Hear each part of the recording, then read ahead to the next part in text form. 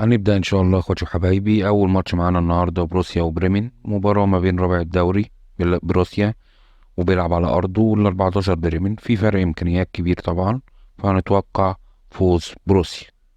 بنروح لماتش الأوفر ولانس في الدوري الفرنسي. لانس بيحاول يعوض خسارة النقاط اللي مخليه في المركز ال14، فبنتوقع فوز أو تعادل لانس.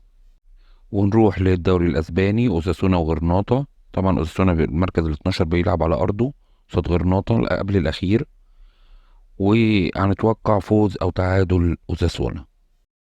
ونروح للدوري المصري. المصري هيلاعب طلائع الجيش. المصري بفوزين وهزيمة أمام الأهلي فقط. هنتوقع فوز أو تعادل المصري.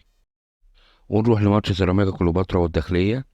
في فرق إمكانيات وسكواد للاعبين بتوع سيراميكا، هيخلينا نتوقع فوز سيراميكا كليوباترا.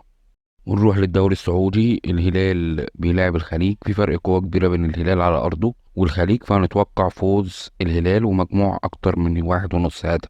ونروح لمباراة التعاون والاتحاد. طبعا التعاون بيقدم موسم قوي جدا، فهنتوقع فوز أو تعادل الاتحاد ومجموع أكتر من 1.5 هدف. ونروح لماتش الأخدود والفيحاء.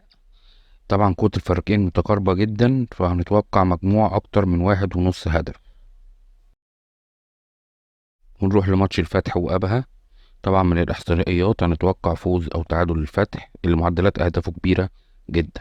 وصلنا لكود النهاردة. كود النهاردة ال9 أحداث اللي كانوا شرحناهم دلوقتي كلهم حطيناهم في قسيمة واحدة، وده رقم القسيمة اللي على الشمال. وبنوصل لمسابقتنا النهاردة. كل مطلوب منك إن أنت تعمل لايك للفيديو واشتراك للقناة. هتتوقع في التعليقات نتيجة صحيحة لمباراة التعاون والاتحاد السعودي.